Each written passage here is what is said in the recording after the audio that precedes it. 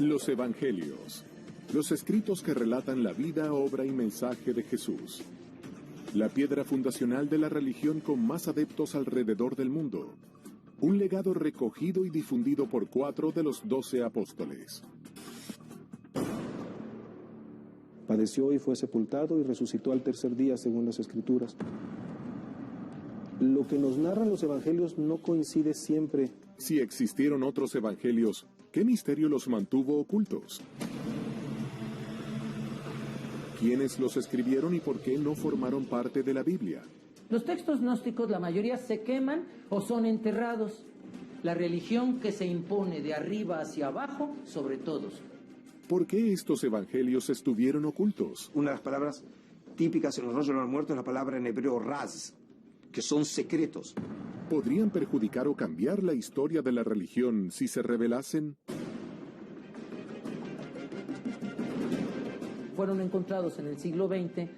Y si no fueron las cosas como las estás leyendo, abre tu mirada. Ahí ha estado. Textos como el de Judas, Tomás, Felipe y María Magdalena forman parte de algunos de los evangelios prohibidos hallados en los últimos tiempos. ¿Qué misterio guardaba el evangelio de María Magdalena que fue oculto durante casi toda la existencia del cristianismo? A la única que reconocía a Jesús como su par, su igual, como maestro espiritual, era una mujer llamada María Magdalena. ¿Qué principios básicos del cristianismo cuestionan fuertemente el evangelio de Tomás? Las mujeres no pueden entrar, ni recibir, ni entender el reino de Dios hasta que no se vuelven hombres. ¿Qué secreto descubre el evangelio escrito por Judas Iscariote? Aquí tratan de poner a Judas no como el gran traidor.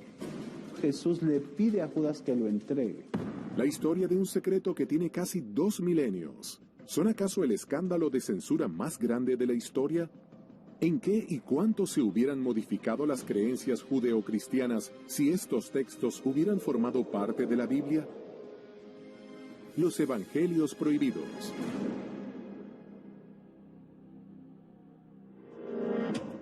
La Biblia contiene 1189 capítulos, 31.102 versículos, 773.693 palabras y unas 3.566.480 letras. No admite ni una más ni una menos. Evangelio significa buena noticia, un anuncio que tiene un contenido positivo. Eso significa evangelio. La palabra canon en griego significa regla. O sea, es un texto que es reglado en el que reconocemos que la Iglesia identifica en él una determinada realidad. Es una regla, es una legislación, es un reconocimiento de la validez de esos textos. Los 4 evangelios canónicos son Mateo, Marcos, Lucas y Juan. La pregunta es, ¿hasta dónde estos materiales tienen realmente una base histórica? ¿Que realmente tengan como origen el Jesús histórico? ¿Cuáles fueron los textos que quedaron excluidos del libro sagrado? Tenemos el Evangelio de Felipe, tenemos el Evangelio de Judas, tenemos materiales referentes a María Magdalena. ¿De qué época datan estos textos y a qué se lo denomina como evangelio apócrifo? Los evangelios apócrifos tienen en común que datan de una época tardía, es decir, de entre el siglo II y el siglo V después de Cristo, cuando ya ninguno de los apóstoles vivía, ni tampoco de sus primeros discípulos. La mayoría de los evangelios apócrifos son de procedencia gnóstica y reflejan una postura totalmente antijudía, en razón de que el judaísmo postula un Dios creador de un mundo material y el gnosticismo postula un mundo material malvado y un Dios que está interesado solamente en el mundo espiritual. Entonces, algo que es común a todos los apócrifos es un Jesús que es como un holograma, es una proyección aparente, pero nunca es realmente humano. En el gnosticismo cristiano, que de alguna manera recuerda mucho el descubrimiento de los rollos, y en este caso reflejan lo que llamamos una literatura que se originó en el gnosticismo cristiano, que para esos años ya es considerado por el mainstream, por la corriente central del cristianismo como una herejía. Y por eso, en este caso, los libros que habían disfrutado de prestigio dentro de estos círculos fueron escondidos y no destruidos. Y con eso nos permitió recuperar no solamente una literatura perdida, sino una literatura que en algunos casos tenía también raíces judías. De ahí que los evangelios apócrifos, en primer lugar, no sean evangelios, porque no se identifican con los evangelios del primer siglo en cuanto a dar una buena noticia de que el Mesías ha llegado, muerto y resucitado, sino que, por lo general, son de un carácter docetista. Es una palabra que deriva del griego docere, que quiere decir apariencia. Para los gnósticos cristianos de los evangelios apócrifos, Jesús aparecía como humano, pero no era verdaderamente humano, porque siendo un espíritu muy elevado no podría realmente haberse rebajado a convertirse en materia. Una vez que el cristianismo se volvió religión oficial del imperio y que los obispos cristianos declararon heréticos ciertos textos y penalizaron su posesión, se desató un proceso de persecución muy intenso contra todos los evangelistas gnósticos, contra todos los gnósticos valentinianos, y la posesión de textos evangélicos fue considerado delito grave. ¿Fueron silenciados los evangelios por una lucha de poder en el seno del cristianismo? En 1947, unos pastores beduinos encontraron cerca de 800 fragmentos de manuscritos del Mar Muerto que datan de unos 2000 años en unas cuevas en el desierto de Judea. ¿Qué misteriosos secretos develan los rollos encontrados? Los rollos del Mar Muerto son manuscritos judíos antiguos, hallados entre 1946, 47 y 1956, y son documentos, la mayoría de ellos escritos en cuero de animal y una minoría, un 20% en papiro, la mayoría escritos en hebreo y hay también una minoría en arameo y en griego. En los primeros siglos del cristianismo se desarrolló un silencioso combate. Los gnósticos, que deseaban una relación directa con Dios y que tenían sus propios evangelios, se enfrentaron con una creciente jerarquía de cristianos ortodoxos que solo aceptaban 4 evangelios. Los gnósticos fueron vencidos, pero el descubrimiento de sus evangelios podría darles la palabra nuevamente. Una de las miradas más revolucionarias parece haber sido la de Tomás.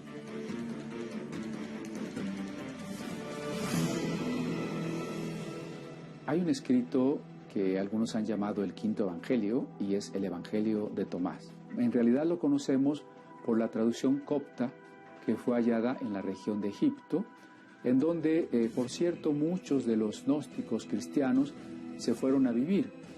Hay una biblioteca descubierta cerca de las cataratas del Nilo que se llama Nag Hammadi, y ahí se ha encontrado una cantidad maravillosa de textos antiguos, pero muchos de ellos precisamente de corte gnóstico.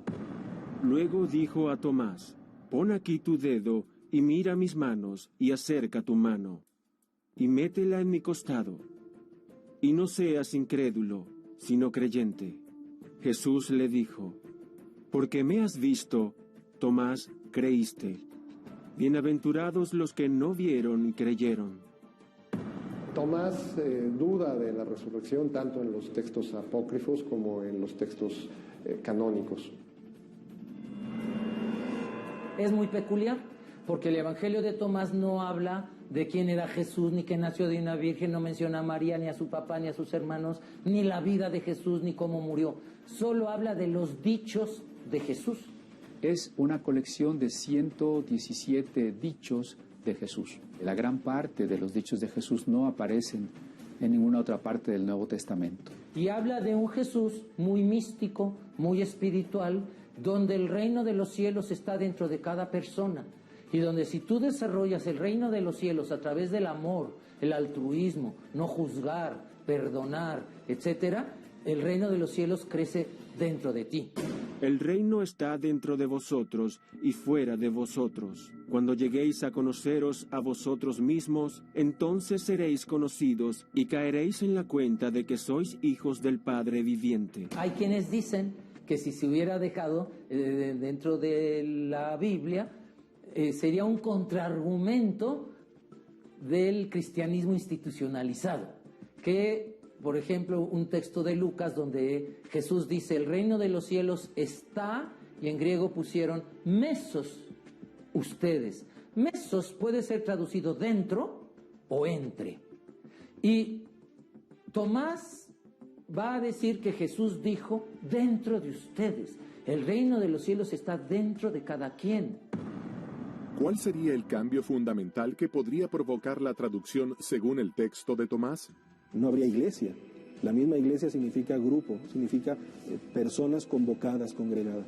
Porque puede ser igualmente traducido como Tomás traduce, el reino de los cielos está dentro de cada quien. Para el gnosticismo, la experiencia religiosa más bien es una experiencia inmediata que no requiere de la mediación del sacerdote o del obispo. Nosotros tenemos mediaciones para aprender, tenemos mediaciones para relacionarnos con los demás, tenemos mediaciones en el lenguaje, tenemos mediaciones en los modos de comportarnos con los demás. Prescindir de mediaciones es una pretensión que realmente no corresponde a la práctica y a la experiencia humana natural. En este sentido, una mediación social y una mediación institucional es imprescindible, no solo en el ámbito de la fe, sino prácticamente en cualquier ámbito de la vida cultural. Y esto representaba un desafío y una amenaza política muy seria para los obispos cristianos, puesto que su papel como mediadores entre el hombre y el cielo, o entre el hombre y Dios, pues quedaba puesto en entredicho. La salvación a través del conocimiento interior es uno de los principios gnósticos.